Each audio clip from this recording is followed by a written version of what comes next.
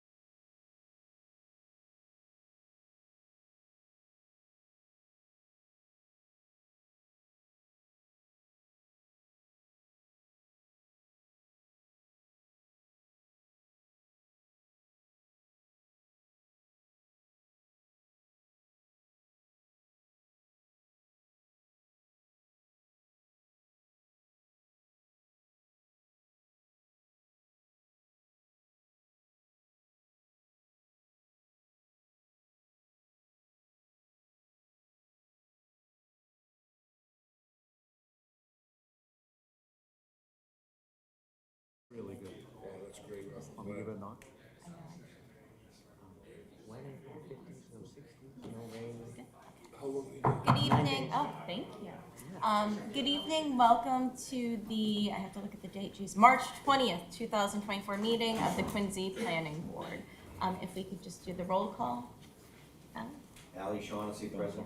John Kelly, present. Kimberly Beelan, present. PJ Foley, present. Great.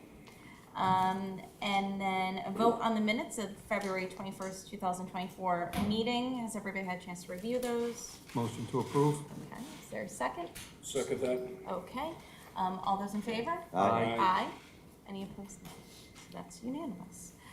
Just at the beginning, I'll read about the open meeting law.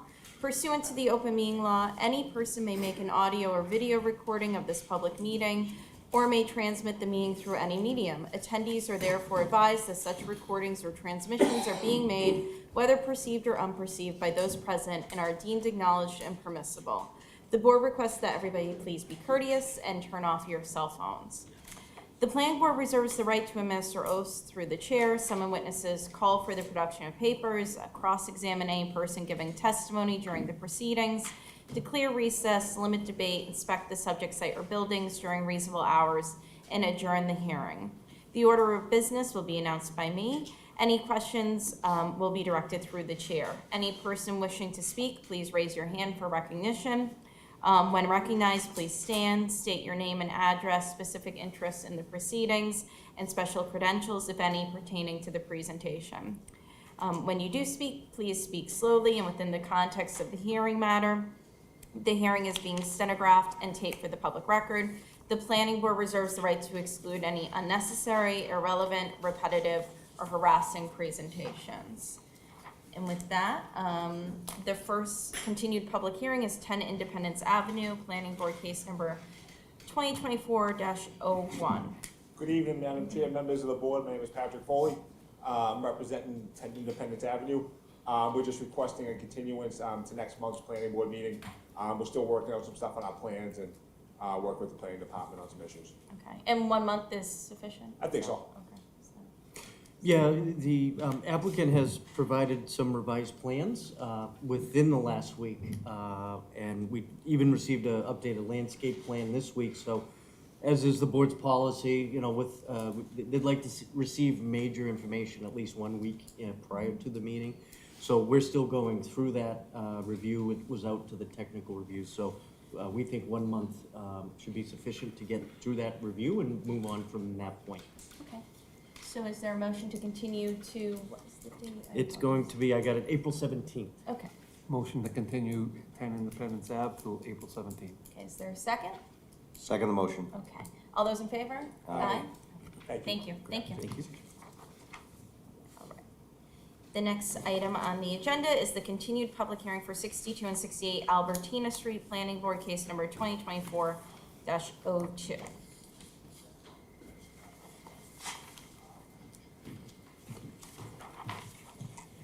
Thank you, Madam Chair. Members of the board, for the record, my name is Edward Fleming. I'm here on behalf of the applicant on this matter. We don't have any additional information to provide to the board tonight. We're certainly here to answer any questions that you may have. Since the last hearing date, Chi-Man has worked diligently to respond to the peer review comments and the DPW's comments most specifically, and we think that we've appropriately addressed those comments. And we're here to answer any questions. Okay, let me see if anybody has questions for you. Does anybody have questions on here? No? Good? Number 4? Okay, and I also do not have any questions. Is there anyone here from the public wishing to speak on this application? It's application number 62 and 68 Albertina Street, 2024-02. There's also sign-in sheets, so if you're for or against, you can always sign in if you don't feel like or don't desire to come up to the podium and speak. Going once, anyone else? Anyone? Okay. Is there a motion to close the public hearing? I make a motion to close the public hearing. Second. All those in favor? Aye. And does the department have a recommendation? Yes, through you, Madam Chair, to the board, after consideration of the site plan accompanying documents and the comments received from city staff and the peer review consultant, the department recommends the board approve site plan review under Quincy zoning ordinance Title 17, Section 9.5.1, site plan review and special permit under sections 5.1.17, parking waiver, subject to the below listed special and general conditions. Sorry, gotta put the glasses on, getting old up here. Special condition 1, the applicant shall obtain all necessary variances and if applicable, special permits from the City of Quincy Zoning Board of Appeal. 2, the applicant shall reconstruct the sidewalk for the entire property frontage along Albertina Street with bituminous concrete sidewalk and bituminous berm as specified by the Department of Public Works. 3, prior to the issuance of a building permit, the applicant shall provide a final paving plan for the proposed work on Branch Street, including all utilities and grading, and submit that to the Department of Public Works for review and approval. 4, the applicant shall be responsible for the maintenance and plowing of all roads and sidewalks on private property. The applicant shall be responsible for the maintenance and repair of all private utilities serving the project located on or under private property. 5, 1 week prior to any land disturbance activities, the applicant shall conduct an on-site inspection with the City of Quincy and/or the city's designated representative to observe erosion controls installed at the site and review the erosion controls anticipated to be employed during construction. 6, the existing pipes and manholes on Albertina Street shall be inspected with television pre- and post-development in order to check the condition of the system. The television report and video clips shall be submitted to the city engineer for assessment. 7, the proponent shall notify the city engineering office for the purposes of inspecting the construction of the stormwater management system at the following times: once upon completion of excavation, upon completion of chamber and crushed stone installation, and prior to backfill, and the applicant shall provide at least 72 hours notice of said inspections. 8, the entire proposed stormwater and sewer system shall be cleaned and flushed prior to its final acceptance. 9, prior to the issuance of an occupancy permit, the applicant shall submit a long-term operation and maintenance plan for the project's stormwater system, which shall include the following: inspection and maintenance of catch basin and manhole. The storm scepter should follow the manufacturer's recommendations. Identify any limitations on the use of salt and/or de-icing chemicals, if any. A minimum of 3 years of inspection and cleaning records shall be available for review. Inspection shall be conducted by a qualified professional, and the maintenance plan shall be recorded at the Norfolk County Registry of Deeds. The applicant, special condition number 10, the applicant shall conduct a pre-demolition hazardous materials survey, i.e. asbestos-containing materials, fluorescent lights, PCB-containing materials, including ballast, mercury-containing thermostats and switches, etc., and provide a copy of the survey to the Quincy Health Department. If hazardous materials are found in the buildings to be demolished, the applicant or its licensed abatement contractor shall consult with the Quincy Health Department regarding abatement measures and monitoring of abatement work. 11, the applicant shall consult with the Quincy Health Department on noise mitigation measures for the project-related noise-generating activities to comply with local and state regulations. 12, the applicant shall submit a written rodent control plan to the Health Department for review and approval prior to any site activity. Said plan must be designed for the duration of the project and include at minimum the following: name and contact information of a licensed pest control operator to be retained by the project proponent for the duration of the project, scope of the proposed plans for the control of rodents, including number, location, and frequency of monitoring bait stations, and anticipated length of service, and a summary of actions to be taken to prevent rodent problems at the construction site. 13, the applicant shall develop and submit a written dust control plan and submit to the Department of Public Health for review and approval prior to any site activity. Said dust control plan is to be implemented during any site activities to ensure compliance with state air quality regulations.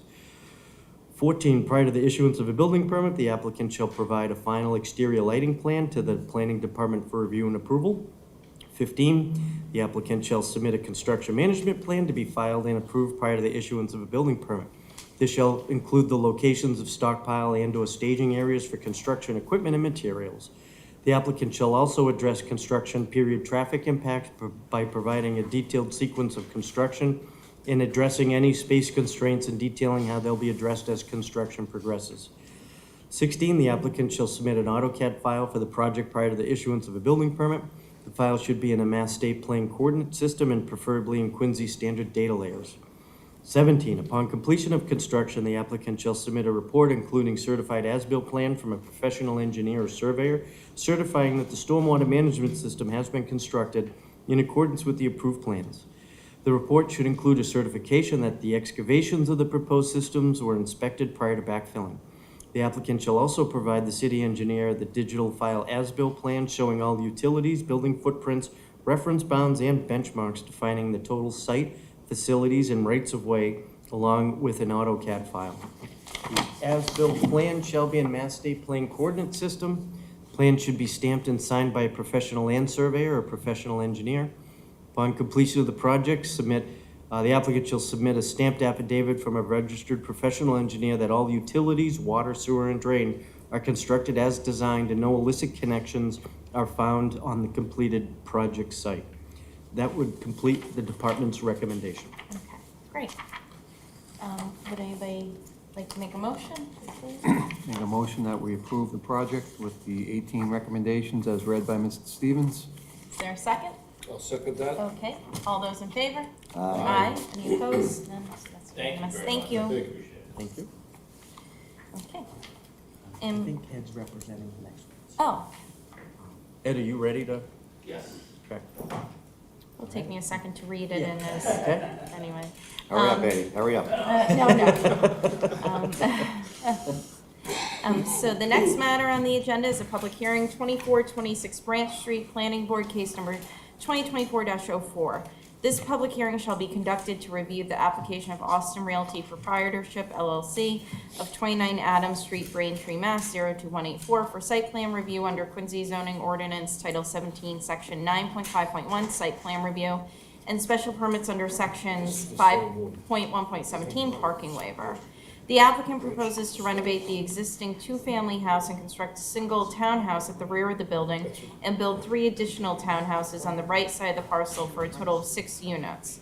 The townhouses will be 3 stories in height, each with a 2-car garage on the first level and living area above. The townhouses will be served by 2 driveways from Branch Street, and 4 additional surface parking spaces will be provided for a total of 12 spaces. The project will include professionally designed drainage control measures and professionally designed landscaping. The property contains 12,000 plus or minus square feet of land and is located at 24 to 26 Branch Street. The subject property is located within an industrial A zoning district and shown on Assessor's Map 3099, lots 9, plot 48. Attorney Fleming. Thank you, Madam Chair, and members of the board. Again, for the record, my name is Edward Fleming. I'm here on behalf of Steve Austin, the manager of Austin Realty Proprietorship, who is the applicant here tonight. This matter, as you indicated, involves the renovation and construction of 6 new, 4 new townhouse units for a total of 6 units. The property is a 12,000 square foot parcel of land at 24 Branch Street. We're seeking tonight site plan approval as well as a special permit parking waiver from this board. With me tonight is Steve Austin, the manager of the applicant, Brian Donahue of Donahue Architects, who has designed the architectural plans, and we'll talk about those in more detail in a moment, as well as Tim Power of PVI Site Design, who is the site engineer on this matter, and will highlight and discuss the site matters as well as drainage. As you indicated, Madam Chair, the property is located in an industrial A zoning district. Interestingly enough, as when the city rezoned the area for the Quincy Adams Transit-Oriented District, they rezoned a very large area of this land. Unfortunately, this site wasn't included in that rezoning district. Had this site been included in that, it would have provided this for this site not only to have the right to do residential as of right, but also much denser residential use. But having looked at the neighborhood and owned this property for some time, Mr. Austin felt like this townhouse style development really fit better with the neighborhood, very more consistent with the houses across the street on Branch Street, but also a lot of the homes along Albertina Street, which is a project that we just discussed a moment ago. Which includes a lot more single, 2 families, 3 family, and townhouse style units in that location.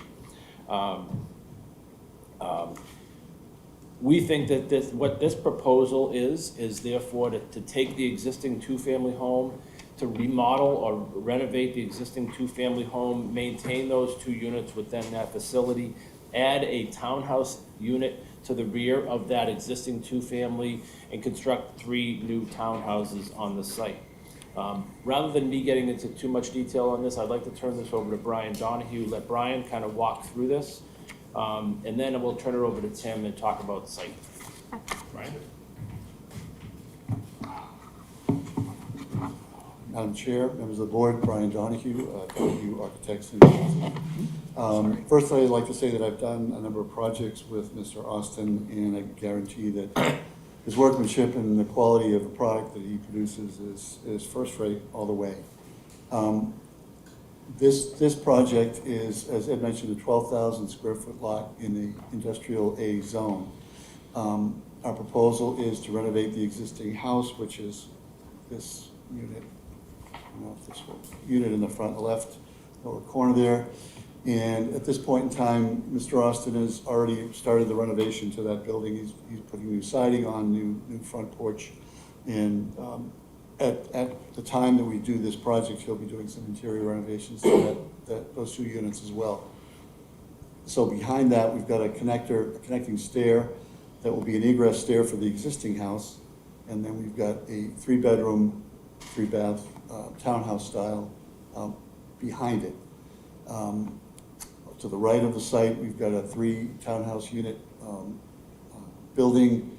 These townhouses are relatively on the small side. They're 25 by 25, so the living space on the 3-unit building is, they're about 1,250 square feet of living space, plus the garage and entryway.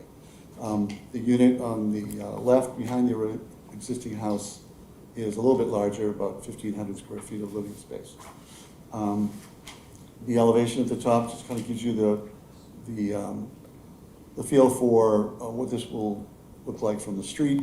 We're trying to match the architecture with pitched roofs and material consistency throughout. So, and also it shows that there's a significant space between the 2 buildings, about 35 feet. If you go to the next slide. So these are the overall floor plans. I won't bore you with the details of them, but the building on the top is the 3-unit townhouse, so you can see that the 2nd floor is living space, kitchen, dining area, going up to 2 bedrooms and 2 baths for each of those units. On the lower left is the other unit, which is 3 bedrooms, same kind of configuration. The drive between the 2 buildings is servicing, maybe Joe, if you go back to the one before. The new drive to the right is servicing the garages for the 4 new units. The site is relatively flat. There's little or no topography for it, so we won't have to do much in terms of regrading, and these are all slab on grade, so there'll be very little disturbance of the soil conditions there.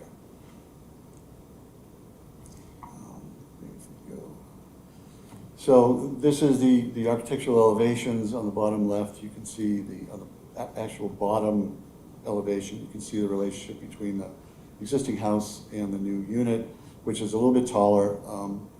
The ridge line is 35 feet on all these buildings. It doesn't exceed 35 feet. But you can see, because we've got parking underneath, there's a little bit of height differential between the two buildings. And up on the right, you can see the facade for the driveway entry on the lower left and the abutting property on the left, on the right, on the top elevation.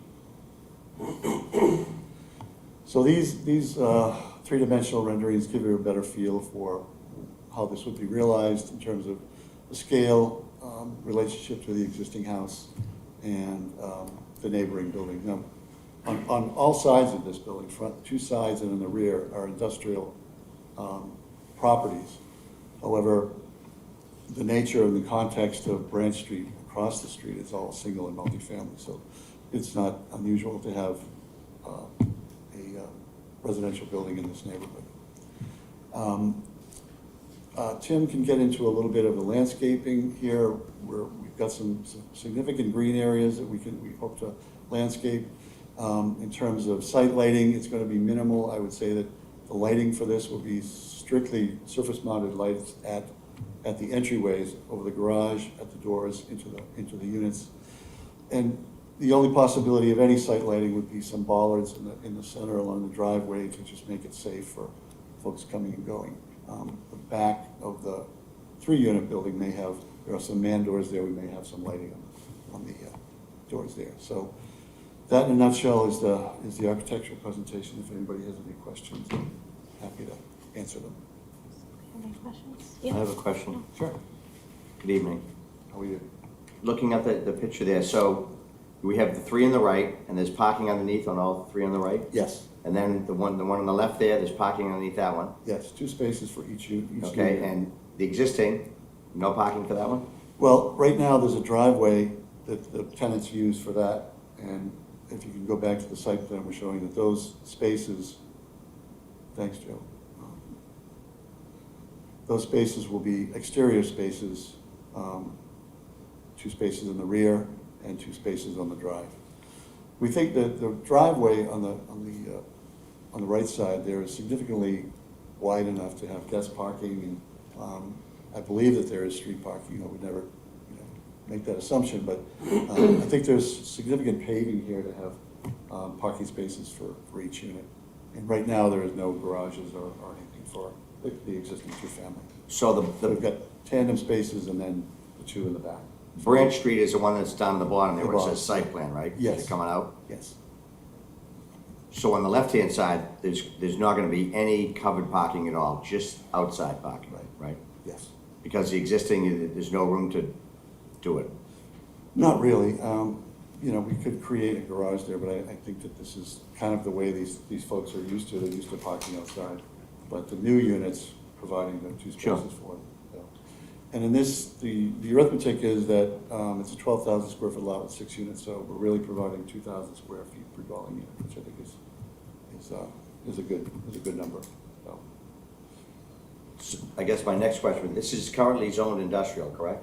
Right. So what would prevent, unless it just changed, what would prevent someone, let's say, one of the, are these gonna be apartments or condos? Probably rentals or, Rentals? I'm not sure yet. So what would prevent someone that, say, is bringing home a truck every evening? It's zoned industrial, and he's parking his truck because he lives in the existing 2-family, like, what would stop him from doing that? I suppose you could create any hypothetical, but this is the way the folks that live there now park. So we're assuming that it wouldn't get exacerbated by anybody else coming. Well, I don't know if I would assume anything about exacerbation, especially in an industrial area. I can't imagine, and I'm not trying to beat you up on this, but if you have a beautiful new layout here, and I like the landscaping, I think it looks very nice. I like the idea that you incorporated the existing 2-family, I think that's awesome. But what scares me, honestly, is that, so I move in there across the street, I'm spending $2,500 a month to rent the place. I love the landscape, and then all of a sudden, Paul comes in with his dump truck every afternoon at 4 o'clock, because he's a hard-working, blue-collar guy, and he thinks because he's spending $2,200 a month, he can park his truck right there in the front of his unit, and actually, he probably can park his truck right there in the front of the unit, because it's zone industrial. May I respond to your question? You may, Mr. Fleming. I would suggest that will be prohibited by the ownership.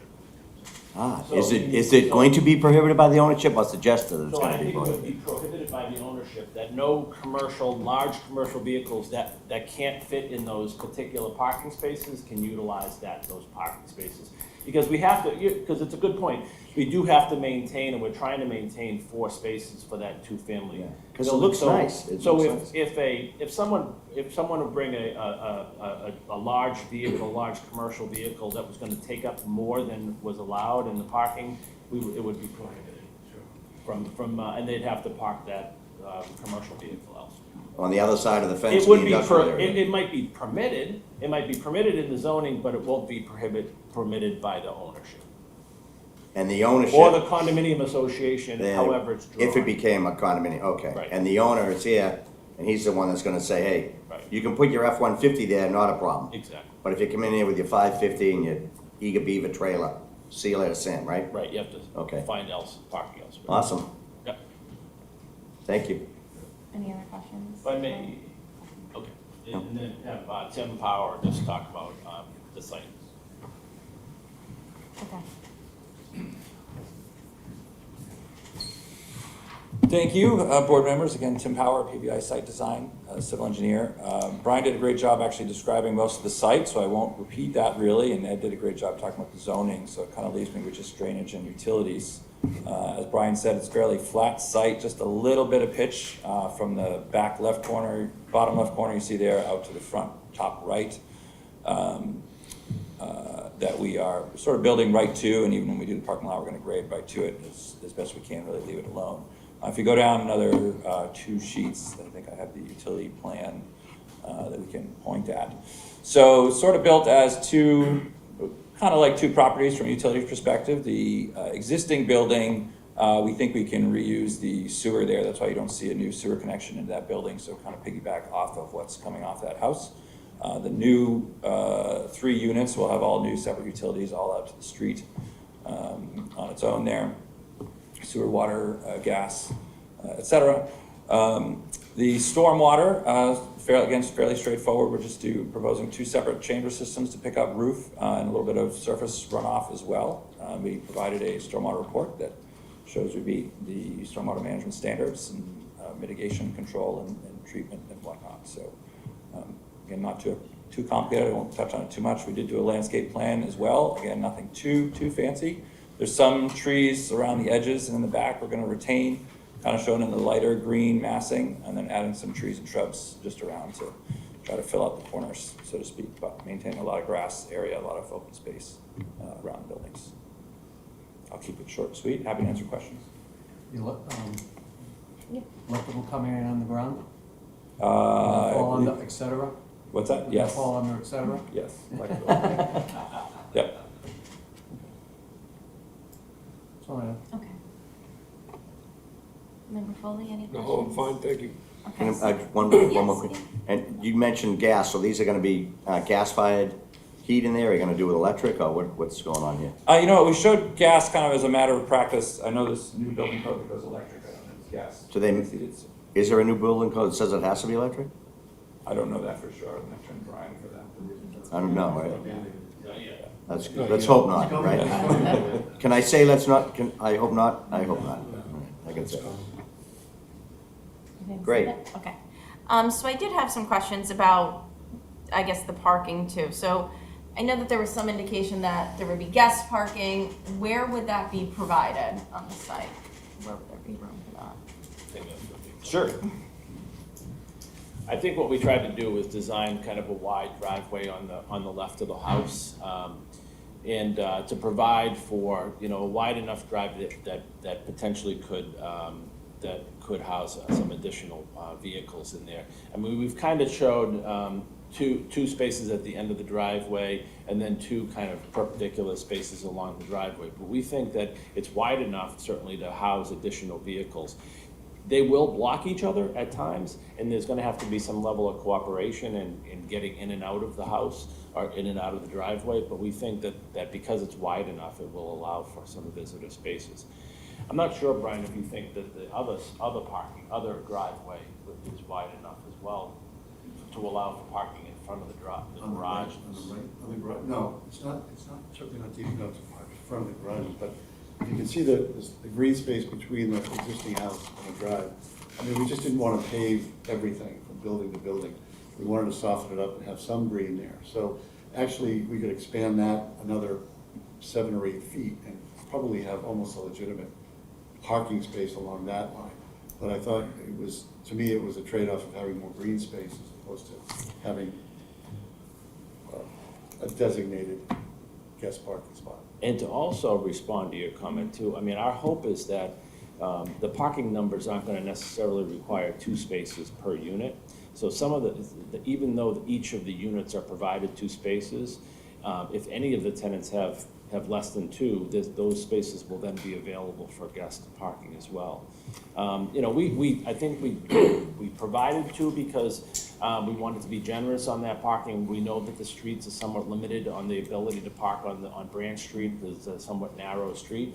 But we think two certainly is gonna be more than adequate to provide parking for this development. As you know, a lot of the parking that's happening through another developments throughout the city of Quincy, especially a lot of them in business C categories, are providing 1.5 or less than that 1.5 spaces per unit. So 2 spaces here is actually somewhat generous.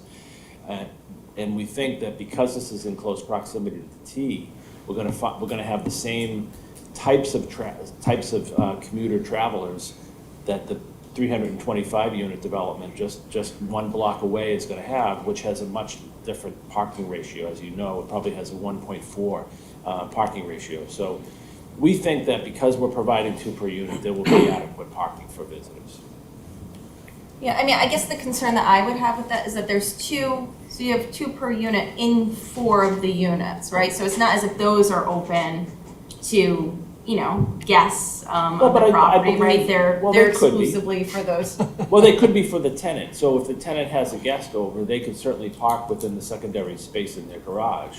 So they could invite their visitors to do so. But I understand what you're saying. The spaces that are gonna be visible to everyday visitors to the site will be the parking spaces that are available on the driveway, you know, to the, you know, looking at it here, to the right of the 2-family. And our hope is that some of those spaces will be available for tenants or for visitors. I just want to make one comment about this. If you look at the bottom part of the site, that extension of paving is actually back out space for the 2 units that are right next to it. So that actually could be extended to the property line, and you could have a guest space or 2 there. I don't think we'd like to do that, but that's another option. So, because that extended out would probably give you about 18 feet. You could move the drive back, so. You could move the buildings, at least the building on the left, a little closer to the street. It's kind of lined up with the existing house, so I'd rather not. But there are some other options here for possible guest space. I was Up to going you. to ask about the front setback. So what's the setback on the existing and what's the setback on the proposed? The existing house, not including the porch, is it's 16 feet. I'm sorry. Yes, it's 16 feet from, not 16 feet from the rear line, 8 feet on the side, and 13 feet in the front. The porch on the existing house is much closer. Okay. And then I guess a question as well. So, I mean, these structures are, I think, I like the maintenance of the existing structure. I think as Ally said, I think that's a great idea and concept. I do have some concern about kind of this wall that's facing the frontage on the new structure, just because it has a totally different kind of streetscape, and there are single-family residences across the way. I think this changes, at least in my opinion, to some extent, the character of what's going on in the neighborhood. So perhaps if you could look into adding a front door, a porch, something that makes it a little bit probably more in keeping with the neighborhood, if that's possible. Easy enough. I think that would be good to see, at least from my perspective as well. I have something else I'd like to ask. I don't know if it's a council or if it's the architect or maybe both. And this is from personal experience. So industrial areas, what ends up happening when you start to get residential stuff put into industrial areas is that like they'll spend like in town in South Boston where our family business was for many years. We were there for a long time. It's an industrial area. The next thing you know, the company next to us sells out, they move, they put in a high-priced condominium right next to it. So now all of a sudden it's 7 o'clock in the morning when we're starting up equipment and we have to back up the equipment. You got backup alarms, backup alarm, beep, beep, beep. Well, the person that just moved in, they didn't realize or they didn't think about the fact that these industrial areas, they're industrial, so they work a lot of hours, they make noise. So the next thing you know, something that was industrial has become a residential area, and now they're getting phone calls down to the public works or down to the building department to say, you know, I'm spending $2,200 a month here, and at 7 o'clock in the morning, I don't need an alarm clock, I just wait until the guy next door at 6 o'clock starts up his Mack tractor, and that wakes me up every morning, and I'm kinda tired, and I'm spending this kind of money for rent, and what So what is protecting the industrial owner that pays a higher tax rate than the residential owners? What's gonna prevent these people that have moved in there to say, hey, you know something, I keep hearing backup alarms all the time, and you can't shut them off, because it's against the law. And the guy used to run his business, or girl used to run his business early in the morning, depending on what time they have to make a delivery. The next thing you know, this residential area surrounded by industrial area that could do whatever they wanted to do before to run their business profitably is now getting hindered by the resident that just moved in, because now they think that the Green Acres is set in the middle of, and don't misunderstand me, I'm not trying to beat you up here. I like the idea of what you're trying to do, and I guess what I'm worried about is what's gonna protect the business owner. So I think, who's the counselor? Is it, James, are you the counselor there?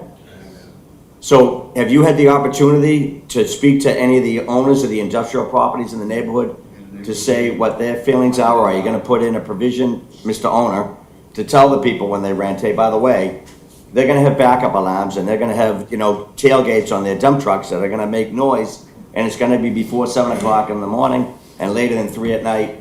What's gonna prevent them from complaining like 24/7?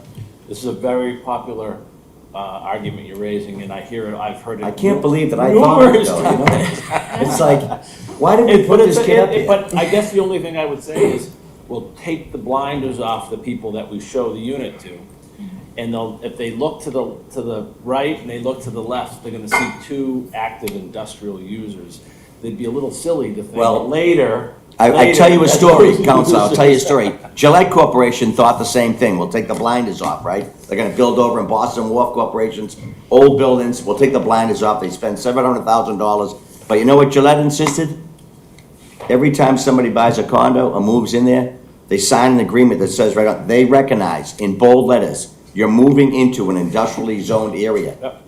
There are no time constraints on loud noises, on trucks coming in and out of the property. And you buying this property or you renting this property, you've actually lost your right to say, stop that backup alarm at 7 o'clock in the morning because it's waking me up. Yeah. Because you don't have that right to do that. Yeah, that's a good point, They make them sign something. yeah. Now, I'm not an attorney like you, I'm just a dumb crane I don't know operator. if these are gonna be for sale or rentals at this stage. So they're rentals, and certainly so Steve's gonna continue to manage and rent these properties. And if that's a condition that the board feels is necessary to put in a provision that tenants be advised of the industrial zoning of the area. Well, certainly I mean, it we just can- to try and protect the industrial No, person too, I- that spends a lot of money on taxes. I agree with you, I Okay, understand, it's a valid argument, and we can certainly agree to a provision like that Steve, as the owner, or whoever owns it in the future, has the obligation to advise tenants, in writing, on their lease, that it's an industrial use and that they're buying an industrial use.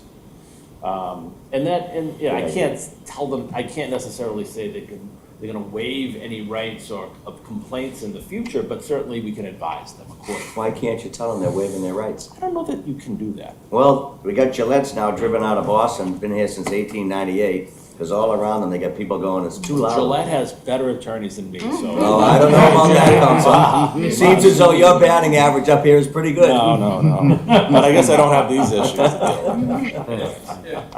Plus, and this project will go before the zoning board as well, and that's really the board that is concerned with the use of the property, determines that the use is appropriate. And the other thing that I would just say in this particular case is it's presently residential.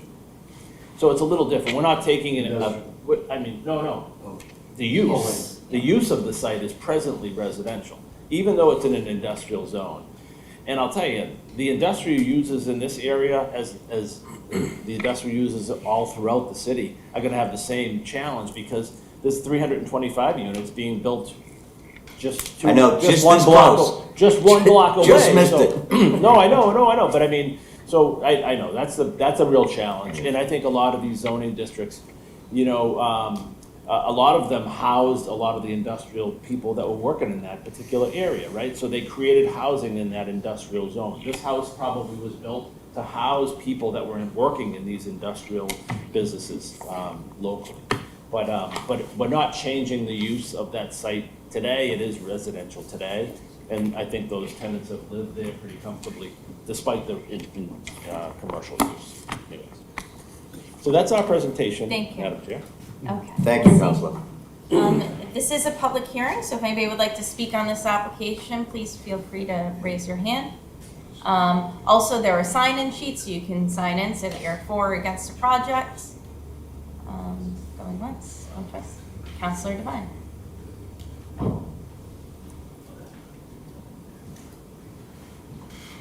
Good evening, everyone. Good evening. James Devine, 117 Cross Street. We did hold a community meeting. Some people came with some current concerns and questions. They were all basically answered, so nobody really seems to have much of an issue. Like you said, there's gonna be a large buildings, 300 and something, built right on the backside of that, I believe, 1 block away, not even half a block, because it would be connected. It looks really good. I'd just like to ask that any trees that, they said they're gonna save some trees, if they aren't able to keep them there while they're doing construction, that they, I know there's a law for it, but I'd like to make sure it's replaced and whatever's in the rendering to kind of make it look the same. Just because that area is pretty much depleted of trees. Albertine Street has quite a few, but Branch is not so many, so I'd like to make sure that they keep them as much as they can. And other than that, I think it's a good project for the neighborhood. Thank you. Thank you. Thank you. Would anyone else like to speak on this application? Okay. I think we're going to continue this matter, We are still gonna waiting some continue. information. It's an open. The department did submit this, or send this out for independent peer review. They came back with a time kind of into April for a report issued. It's a little late, so I'm a little concerned if we were to recommend a 1-month return on this. I'm thinking the recommendation would be 2 to be clean, and be back, hopefully, and get all the answers, you know, answered. So I think that is where we're at. Attorney Fleming is 2 months agreeable? We understand that, that's agreeable. Okay, just to have a nice, you know, clean review on this. I guess the only thing I would ask, and maybe this is for the director, but we also need zoning board of appeals approval, and because this is an industrial site that requires variance to allow for residential in an industrial zone, I wonder if we could get before the zoning board of appeals to act on this matter while we're awaiting final resolution of this matter from the planning. I think department. that's fair. When member Shaughnessy started to raise some concerns about the industrial area, I sat here and started to sketch out that this board has approved residential up at the elevation apartments. Right. Recently, the Galvin Companies was in to convert a commercial building to residential in industrial area. And we've mentioned the large residential that we've approved. So the city or this board, the department is favorable to residential in this zone.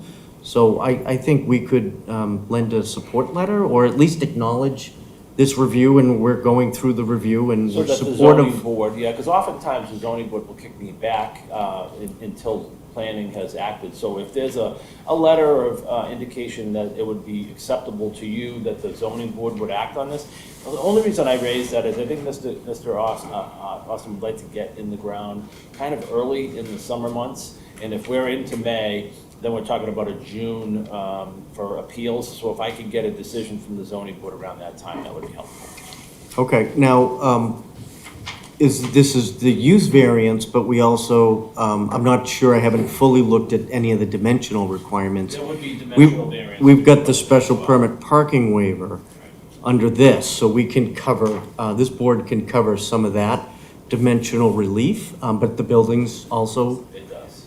really? Yeah. Because we don't have a corresponding residential requirements in industrial zone. Might be, yeah. Setback. So double check and- Setback, I believe, was an issue. Gotcha. Okay, if you But go you're right. with the I'll look at existing industrial, I think on the use, we're comfortable. The dimensional, just, I get a little concern, but I think what you heard today, the farmer's porch maybe on the building too, but the driveways and the landscape area, that's site, not building. Yeah, so. That's fine. I- Otherwise, it's acceptable to go through us. If the board agrees that a use variance, would likely be supported here, yes. Do you need a use variance, you think, because you said it's pre-existing non-conforming multifamily? Depends on the building inspector's determination on Okay. that. The prior building inspector may have issued a determination on that, but I think that we'd like to request the use variance, yeah. Okay, very good.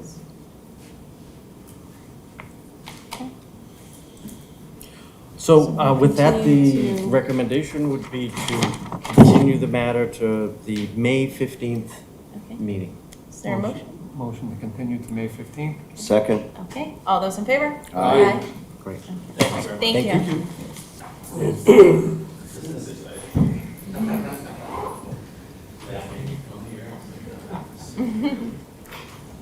Gillette's got nothing on you, Eddie, nothing on you, buddy. That's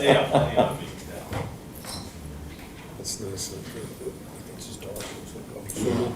That's great. That's great. There you go. You know how to use this, Gabrielle? The little arrows there go forward and backwards.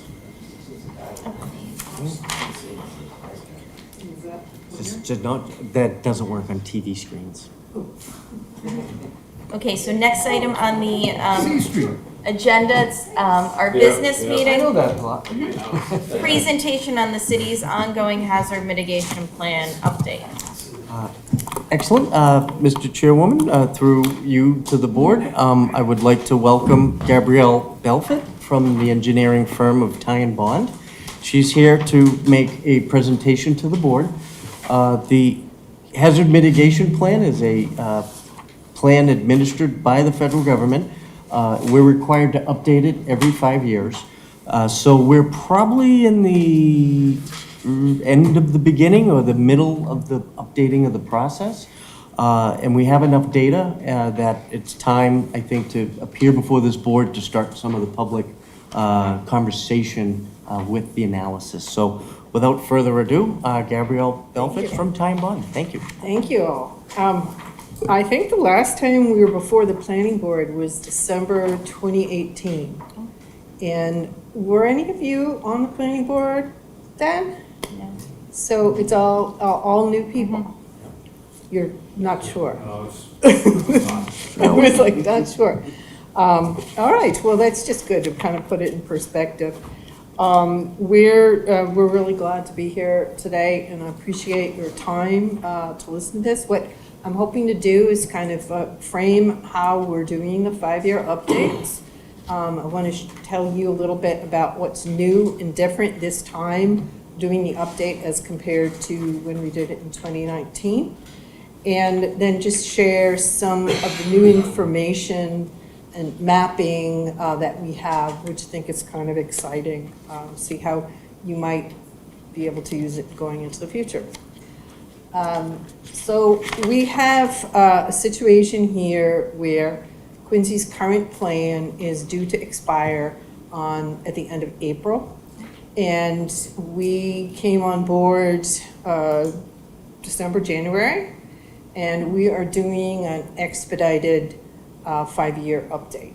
And the only reason this is possible is that Rob and his staff are awesome, and that we have a really great core team, which is made up of representatives from all of the different Quincy departments and staff that have anything to do with a hazard mitigation plan, from emergency management to buildings, parks and rec, health department, and many others.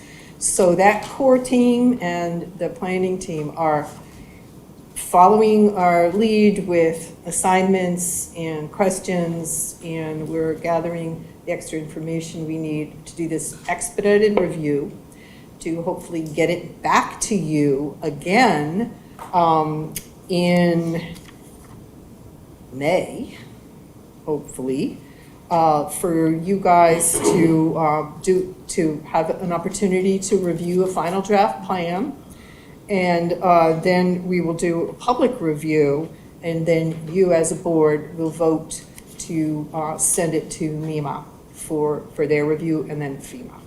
So the timeline is going to look something like, we'll have the draft in May, everyone is going to get to review it. We'll come back to you for a vote in June, and then FEMA, MEMA review process, hopefully will be done by September. So, what I'm going to refer back to a couple of times is some of the new things in this plan is how we have to expand our public engagement, some of the tools we're using to do a better job with our vulnerability assessment tool we have for looking at your community assets, and everything is focused, the whole part of the plan is putting forth mitigation actions that the town can implement with funding from state and federal sources. So the question, which is good to ask, why do we need to prepare this plan? And if the city would like to have the opportunity to apply for federal funds from FEMA's Hazard Mitigation Program, it is a requirement. And this is per the Disaster Mitigation Act of 2000. The plan is also a great opportunity to document historic impacts on natural hazards and the vulnerabilities of specific community assets. It's a way of taking many different projects and running them through a methodical prioritization method, which are set up around meeting many different community goals, not just hazard mitigation. And you guys are part of the FEMA community rating system. And having an approved updated plan gives you points. And the score, your community score, directly correlates with reductions in homeowner flood premiums. So it's a dollar value to have that plan for your residents. And increasingly, state agencies have put a requirement for their grant programs to give extra points to a community project that was in the hazard mitigation plan. So it's not just the BRIC grants, and it's also CZM grants, municipal vulnerability preparedness grants, and also EPA congressional directed spending. So having a list of your projects in hazard mitigation plan is very helpful for that. And the last one on my bullet here is we do have the opportunity to get information out to the public on the risk of natural hazards and the benefits of mitigating them so the community recovers more quickly. Kind of big picture, how the planning process works here. We're really looking at identifying the highest natural hazard risk in the community and what the most vulnerable assets are, and then defining projects that mitigate those risks in such a way the assets will be protected even in the face of climate change. So our hazard mitigation plan is based, you can think of it as a bucket for funding lists for federal and state projects. And we're trying hard to get many of those projects set up so that they are helping sites or facilities adapt to future hazard impacts as well. So very specifically, what we have to do in this update is bring the plan to be consistent with the new state hazard mitigation and climate action plan that was released in December of last year. So we're kind of just getting into what are the new things in the state hazard plan, and Quincy's plan has to be consistent with the state. FEMA also last year came out with new planning policies. So the hazard mitigation plan we had in 2019, we have to look at it and say what's changed in the planning policy that we now have to address. And one thing that has changed is a requirement to address climate change. Another is to expand public outreach to make sure that we were involving and considering equity in our mitigation actions. So, and ideally, the mitigation actions will incorporate climate adaptation, as I mentioned before. So, talking a little bit about how we're going to expand our public outreach. The idea here is that we'll be contacting existing advocacy networks and employers and letting them know about the planning process, and then hoping to identify short and long-term mitigation measures that address specific climate disparities in the city of Quincy. And I just popped up a little graphic there of one of the census tracts in Quincy, and it's just interesting to note. Can you tell me that geographic location, Rob? Is that from the location on the highway? Well, that's, Yeah, it looks like that. Is that- Just off of East Milton Square. right. So up But that's where Quincy. the President's Golf Course is. Okay. I believe so, yes. Okay, yeah, it should be Quincy. So that's like 52% of that one census tract is in a floodplain. 20% of the properties have a flood risk, and 20% of the population living in that census tract have language disparities. So that's in my mind, that is a good area for us to be targeting mitigation strategies, because fixing those is going to really help the population there that needs it the most. One thing that we did do in 2019 is we set up the hazard mitigation plan and all of our analysis in geographic areas. And the geographic areas that are shown there, they loosely correspond to the watershed areas. And all of our analysis, our inventory of the community assets, our analysis of the vulnerability, it's done by these geographic areas so you can compare them area to area to area. And that makes for an interesting plan.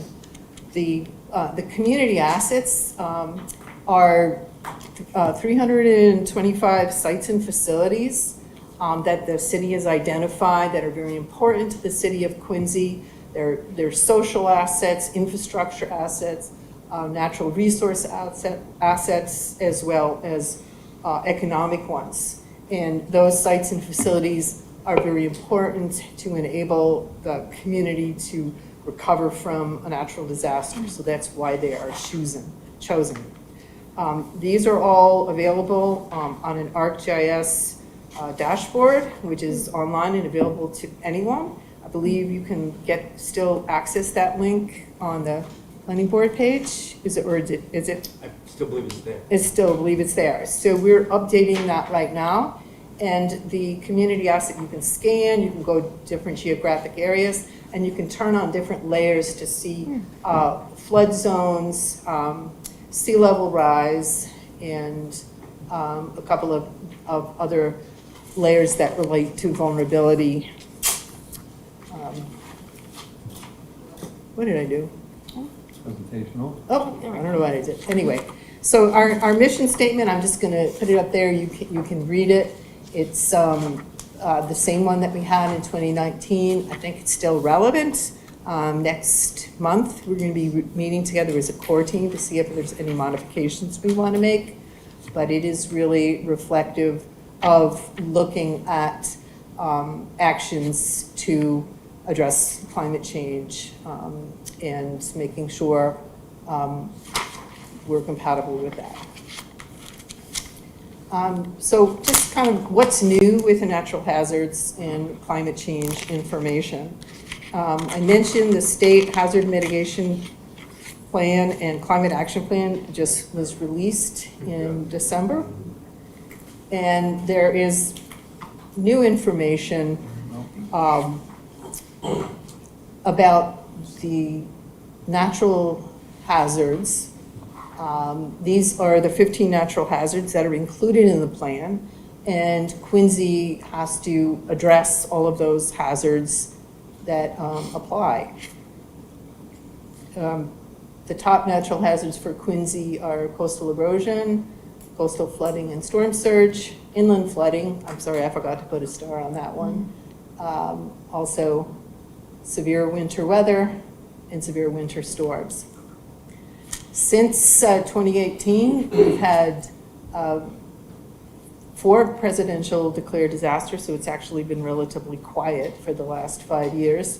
But if you look at the extreme events, there have been 20 coastal flooding events, a whole lot of tornadoes. I don't think Quincy had any tornadoes, did they?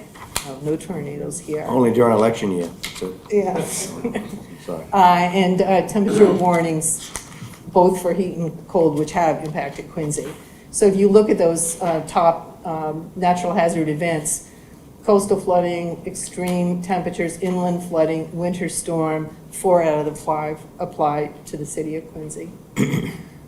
In the state plan, they're really looking at which natural hazards have the most impact and have the most disproportionate impact to EJ communities. And again, for the city of Quincy, coastal flooding and storm surge, inland flooding, severe winter storms, which were identified as the top hazards for Quincy, are all in that list of the top priority impacts of the state. So the state is going to be looking to Quincy to target those natural hazards in their plan. This just a real quick list. It's just kind of reiterating what the historical events have been for floods and the list of the top natural hazard risk for the city of Quincy. And really since 2018, when we had those back-to-back nor'easters, Riley and Skylar, those record-setting high water levels in January of 2018, things have been pretty quiet. Just 2022, one severe winter storm, and then Hurricane Lee in 2023. I guess we also did have a very, very high water table in January, a very high storm Yeah, I surge. mean, if I Yeah. could jump in real quick. Sure, This sure. is a spot the weather, right? And I'm challenging, the team, these are one-off events, but I think what we've seen, going all the way back to the blizzard winter, 2016, is it seems like a weather pattern sets in. And then you get a series of storms. Yeah. So I think there's a cumulative effect, not just these big ones. And I think that's what we just experienced with the high tide. We've got a saturated water table, and then you add a little storm, or an inch of rain or 30 miles an hour seems to be common now. You line up a couple of those storms, and what are the impacts to the system? So that's, traditionally, historically, yeah, it's just big storms we're tracking, but I think we're starting to look at, what kind of local weather data we can start tracking. And it's such a micro kind of analysis, wind direction, right? And where it pushes the waves. Does Yeah. it push it up Neponset Yeah, River? you guys Or could does it do push it- fine with the hurricane, but the nor'easters are what wipe you guys out. Well, that's what we're seeing with normal astronomical high tides is starting to, I had water on my driveway last week. yeah, do, with yeah. no storm. No storm, yeah, just super high tides and sea level rise, which is a perfect segue to our climate change projections. Yes. Yeah, so we are, this is from the state plan. So this is Massachusetts information, but by 2050, up to 30 high heat days per year with a temperature increase up to 8 degrees Fahrenheit. And by 2070, Massachusetts is expected to receive up to 42% more winter precipitation. You think it's wet now? And, oops, didn't mean to do that, sorry. 2070, property on the top of Blue Hills is gonna become pretty pricey. I guess so. And those severe, strong winds, tornadoes, and the extreme intense precipitation events, very, very heavy, has increased by 55% since 1958. So the impacts is really now what we need to start thinking about. So there's increased temperatures, heat-related illness, ecosystem health, agriculture, demands on energy, and stress on our infrastructure. You're gonna see a couple of slides talking about stress on infrastructure coming up that will surprise you. Here's a good slide that just kind of helps you think about how temperatures in the future are going to feel more like summers in the south. So the state plan is looking at high global emissions scenario. They're saying, the last plan, they were like, oh, well, we'll look at intermediate to high. They've made the decision that they're going to do planning for the high global emissions scenario. So I'd stop changing them around. By 2070, our summer temperatures are going to feel like South Carolina. Is that South Carolina? Yeah, South Carolina. In terms of heavy precipitation, that is obviously increase a risk of flooding, damage to property, and also changes to rainfall and snowfall patterns. So we're seeing that now. Yeah, so that last bullet. We was saw- my that's right. comments. And then sea level rise for the city of Quincy, 2019, we're looking at that intermediate scenario with, from less than a foot up to 2.5 feet of sea level rise. The state is saying, plan for the high global emissions. And that is quite a bit more than that. That's over 4 feet of sea level rise by 2070. So that is their recommendation.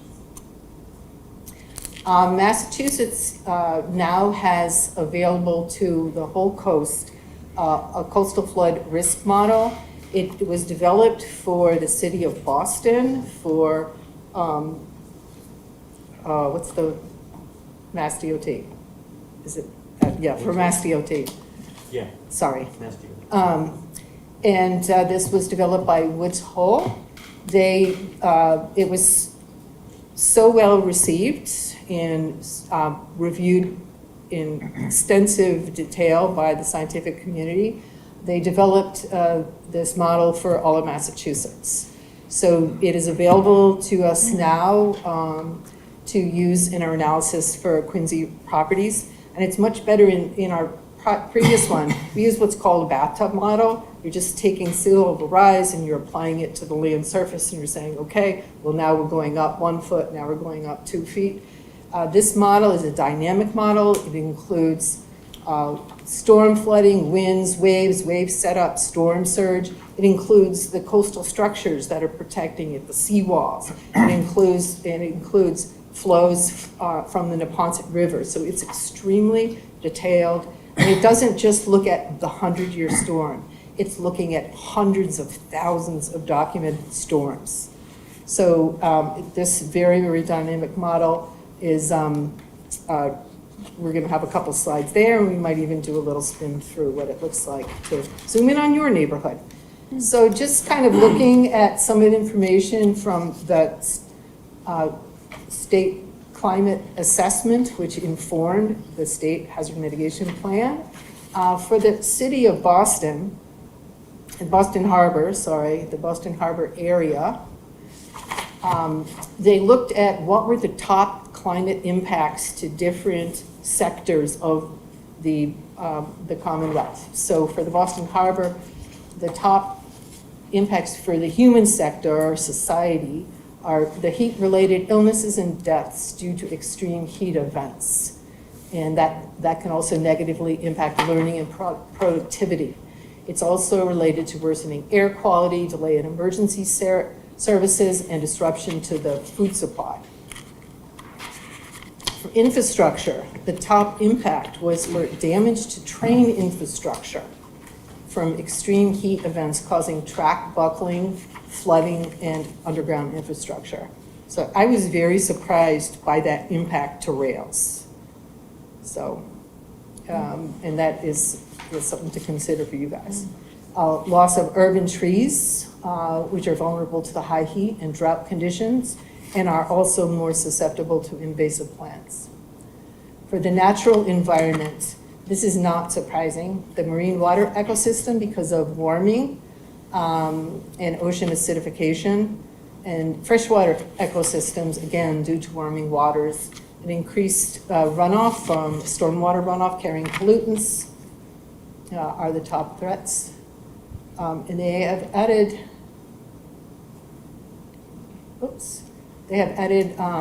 governance as a sector to consider impacts for climate change. So that is going to definitely affect the city of Quincy as your affordable housing units may become damaged by flooding and economic losses and business interruptions. So I'm going to just show you a couple of highlights about how we do vulnerability analysis. The first thing that we look at is we look at your repetitive loss claims. And are you guys familiar with what repetitive loss claims are? Just explain very briefly. Repetitive loss claims are when a homeowner that has national flood insurance has had a claim of two or more claims of $1,000. And then severe repetitive loss is if you have 4 or more separate claims of $1,000, $5,000 each, or if 2 claims exceed the total value of the property. Quincy ranks the 5th highest in the state of Massachusetts for repetitive loss claims. From 2017 to 2023, severe repetitive loss properties have increased from 174 to 206. And that is a total over the period of the NFIP program, from 540 total claims to 679 claims. There have been a doubling in severe repetitive losses in the past 5 years, from a total of 73 claims to a total of 126 claims over 22 properties. So that, if you want to know who the other communities are that have had worse than you to make you feel better, Situate is number 1 with 2,254 repetitive loss properties. Revere is number 2. Then there's Hull and Marchfield are ahead of you. So those are the 4 that are ahead of you. So kind of looking at those repetitive loss claims gives you a real good idea of where the big hits are in terms of flooding in the city of Quincy.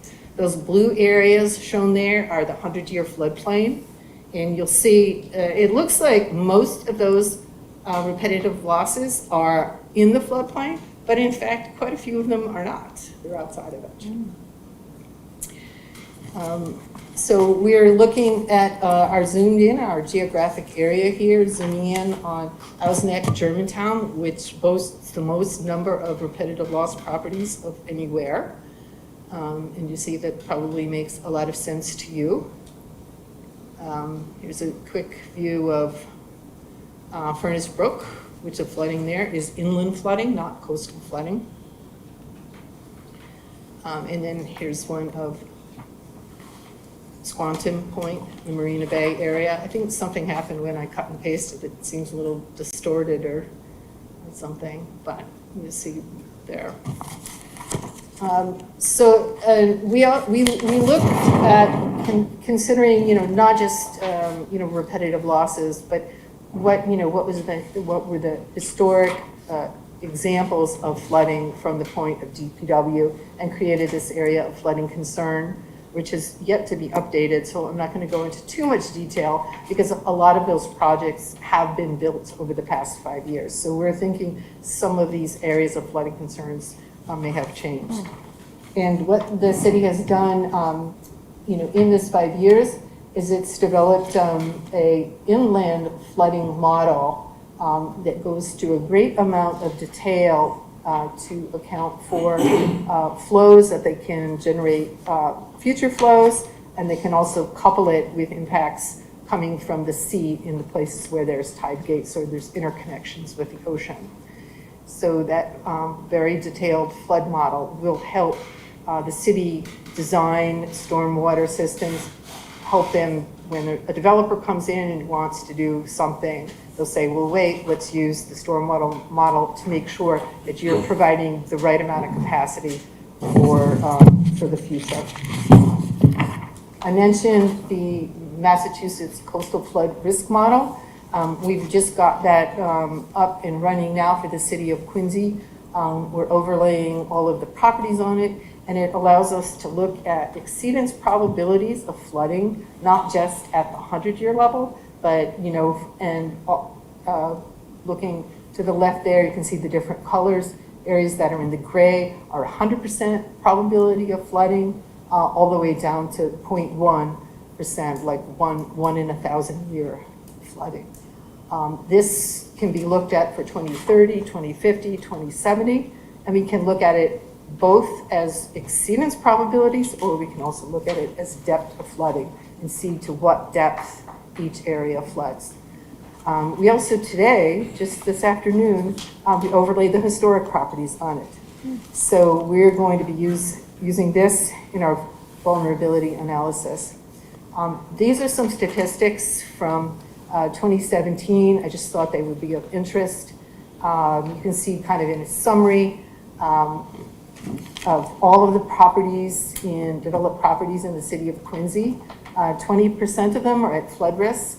And if you look into some of the higher impacted geographic areas, the Marymount, Black Creeks area, 70% of all of the developed properties are exposed to flood. And then you're looking at just not all of the properties, these are just looking at how badly do they flood. So here is just of the 500 parcels in the Housneck Germantown area, 58 of them will flood at 1 foot, another 100 of them, 110, whatever, will flood at 2 feet, and then at 4 feet, all of them are flooding. So that's what this graphic is showing here. And then do I have anything else? Nope. And then, so I'm just going to show you a real quick slide here of what the high priority mitigation actions from 2017. And you can see of this long list, half of those have already been completed. So the city has been extremely active in the past 5 years. So next month, we're going to start putting together our new list of hazard mitigation actions for the new 5-year plan. And Rob and Paul and Chung and others and Ally and Dave Murphy have all been writing down their thoughts, and we're going to be putting together very constructive documents with backup documentation about why the plans are being put forth to help with funding. And that is all I have. So Thank I know it was a little longer than I wanted it to be. I have some questions. Sorry. Can I ask questions on this? Please. Are you a scientist or? I'm an environmental scientist. Okay, so one of my things I would add, so you said that Quincy, we have to be consistent with the plan, Yes. right? And we have to match the plan that the state wants, so everybody has to be on the same team, right? Well, that is the idea. So what happens if Quincy isn't consistent, like with being on the plan? Other than like flooding, I get that. So there's certain things that, the FEMA policy dictates how a plan is put together. And the plan states that the community must address all of the state natural hazards identified in the state plan. So it has to address that, but they can say, well, that one doesn't apply to me because I'm inland, so I'm Right. not gonna look at coastal flood or tsunami. And so it's not, they're not saying the information has to be the same, they're just saying it has to be consistent with the approach. There's a lot of nuances, it's not just saying that they have to say it's the same. All right, so I'm gonna throw this out there, and this isn't me, right? Oh, no, So, and it's unbelievable the timing that this is here tonight, because Good. I've been invited to go and listen to and discuss with the state. I'm a member over at Savin Hill Yacht Club, and the plan is to raise Morrissey Boulevard like 8 or 9 feet, right? Which creates all kinds of problems for us at our little club, because then you can't like get into the club, and so we wanna be part of the discussions and say, well, before you build like the roadway 8 feet high, I mean, how are we Yeah. gonna get them out of here? Yeah. And then, of course, how you gonna get on, underneath the expressway if you're gonna be 8 feet higher, and Yeah. so, and I think this was, and you can, if anybody knows, you can correct me on this, it may have been attorney Bill Golden some years ago said, why aren't we doing the same thing that Holland does and build a dike from Deer Island, a dam from Deer Island, I know I know, from I'm very Deer familiar Island, with it. all the way across. I'm very familiar with Right, that. because what we're spending on time, energy, money, and effort to do this kind of stuff, Yeah. we could spend, and we know we can do it because we build all kinds of stuff around here, right? Yeah. So we could build the dike or the dam right across from Deer Island to Hull, put in some big channels with some locks, and you wouldn't have to worry about this flooding. And then we don't have to worry about going up the Blue Well, Hills. we would still have to worry about extreme, it would still rain. It wouldn't control us from rain, the wind would still True. blow, we would still lose our power lines, it's still going to be hot. But isn't most of our thought, like, the sea is gonna rise, the big storms are the ones that really flood us the most. I'll give you, we have rain events. Yeah. And there's gonna have a big rain event down in Florida in the next few days, they're talking biblical, but I understand that, but I just don't see why the leaders aren't saying, let's look, like Bill Golden said it, why aren't we looking at putting in a dam right across from Deer Island over to Hull? I don't Mr. understand. Chauncey, I would say that the idea of that flood barrier it will be down and up, it's gonna be down for most of the time, and then it will come up for extreme events. Now, sea level rise is happening, and sea level rise is not an extreme event. What's happening? Sea level rise. Oh, sea level rise. Sea level Oh, yeah. rises, and we get our high tides every day, our high tides are Right. gonna get higher and higher. And as our high tides get higher and higher, they push groundwater in and groundwater rises. So there's kind of a cascading effect that no flood barrier can help us with. It wouldn't even help us for the next 100 years? It will probably take 100 years to build, I think. Well, I don't know about that, I mean, we could always pick up Boston and move it inland Yeah, like 40 but miles, but. there's, you know, it's a very, very interesting project. And Need a lot of equipment to build that. you would. Lot of cranes. You would. A lot But of cranes. we have to, Here, here. we really do need to look and see where the assets are in the city, what's the likelihood of the impact, what's the consequence of the impact, and start thinking about it in ways that work for everyone. And so that's the purpose of the plan, getting the best scientific information we have. And we do have, that the new state hazard mitigation plan and the 22 climate impact assessment is thousands of pages of documents, many, many, many scientists, and it's fabulous information. And now we have the flood risk model to help us, and the city has the inland storm water model.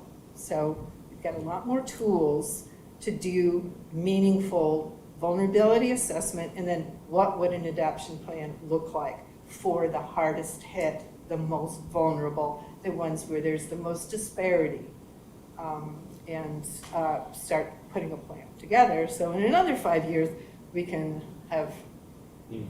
We could have the lock all built in 5 years. I mean, just, you know, I think you've done a great job, but I say Quincy leads the charge and says, never mind this stuff. Let's just put a dam from Quincy is Deer a- Island right across, baby. Quincy participates. I know, I just, Those. thank you, I think it was excellent, but. Oh, well, I'm sorry it was so long. No, it's all right. Okay, it's wonderful. No, this is great. Yes, oh yeah. Two things. Mr. Stevens just answered the question, you know, for people watching at home. Yeah. This is gonna be available online shortly, is it? On- Yeah, we'll put it up after the board receives. Sure. I think This there's. is Yeah. tremendous. Isn't, it's really Okay. nice, yeah. Thank you. I think there's one word in there which, on slide 6, bring plan into compliance with, it should be really big, make plan consistent with. That's, I was gonna recommend the big numbering the. I don't know, the I just don't slides think and it should, the it really pages. shouldn't say compliance with, but is that okay to not change it? Yeah, that's perfectly Okay. fine. Yeah. And That I'd isn't also exactly add, right. the information, that we prepared 5 years ago is on the website, and it is, on the front page under the resident tab, you could scroll down and you'll see multi-hazard mitigation plan. So that has all our stuff from 5 years ago. Right.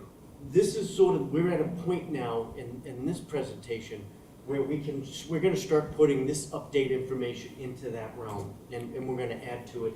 We also have the planning board page, where we'll put this up for a period of time as well. Yeah, this is great stuff. Yeah, so you've got, there's in those dots there are the identified community assets. The yellow one are societal, the green one are environmental. I don't know which the pink or the other ones are. Anyway, so you can like click on any dot and it'll tell you what it is and where it is. The colors there are the different exceedance probabilities. So if you're in black, it's 100% that in 2030 this area will flood.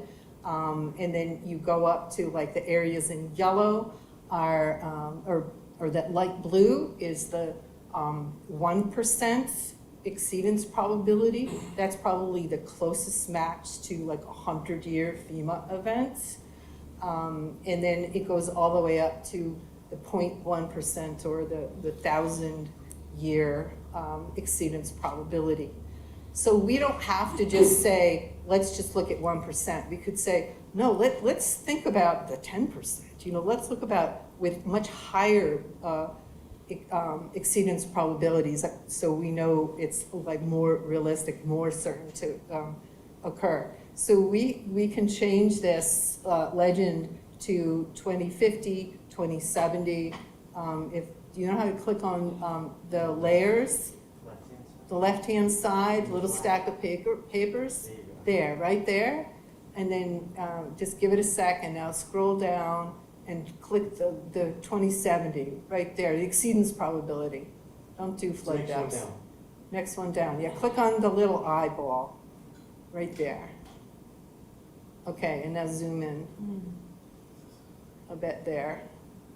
So yeah, now we're looking at the 2070 exceedance probability. Facts and field. It's like, get your sailboat.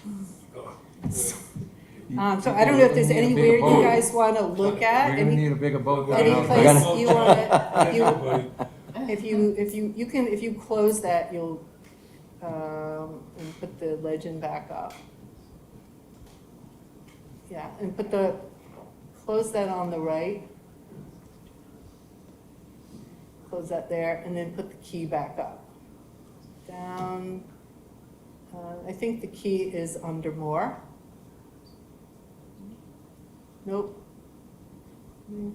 More, legend, there it is. There you go. So do you guys want to zoom in and you want to go to your house? You want to go anywhere? See what Well, I it'll know look I like get in water, I know, 2070? you don't have to show me.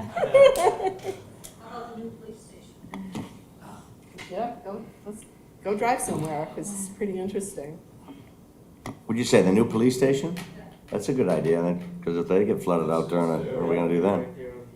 Yeah, they're at the 25% exceedance probability in 2070. And then there is also, you can also click on flood depth at 2070, but I just think it's more interesting just to look at exceedance probability for right now.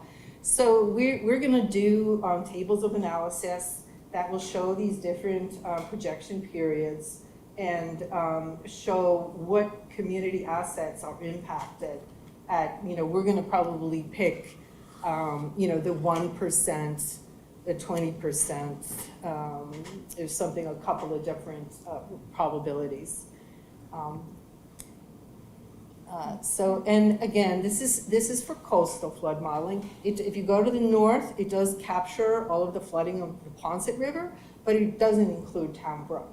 So we have to rely on your inland flood model that is put together with the InfoWorks that the DPW has.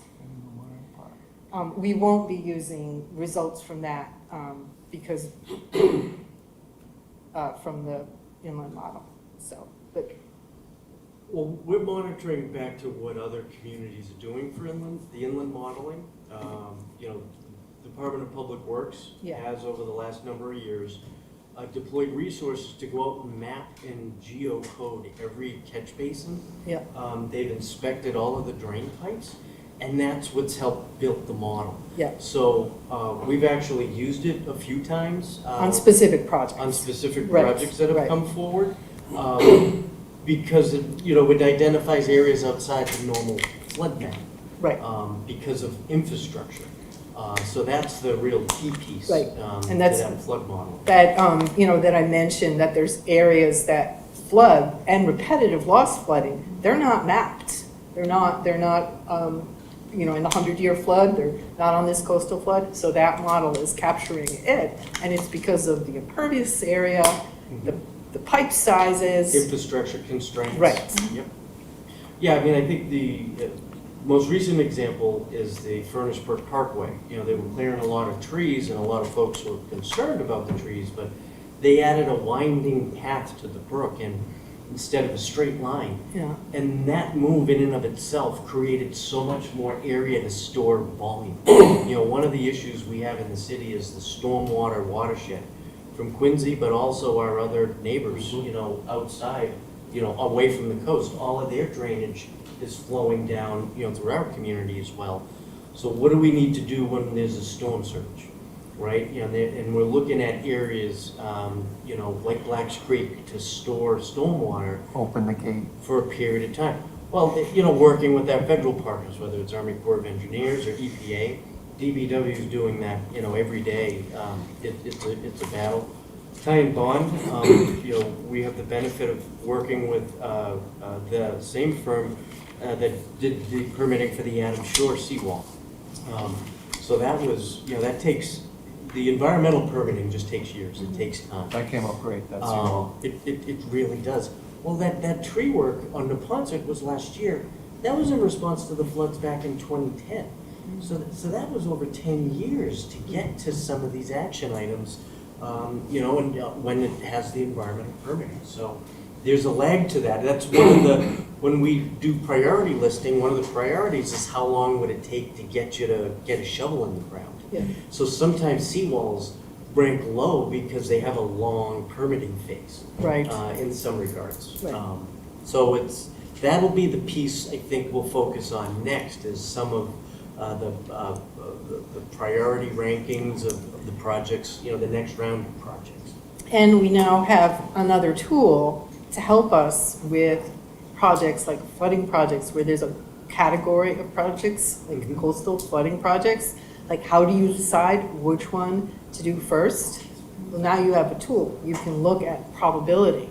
So you can be saying, well, oh, geez, that not only can I see how many homes it will benefit, I can see, what the sense of urgency is based on the probability. And that will give it an additional scoring that we can add when we do prioritization. I don't know if I told you that or not. Maybe. I would say in the time I've spent on this issue, to get these new tools, the modeling, the computers, the mapping, it's a game changer. Yeah. 5 years ago, I think, we were digging up paper plans from the prior plan update, prior to that.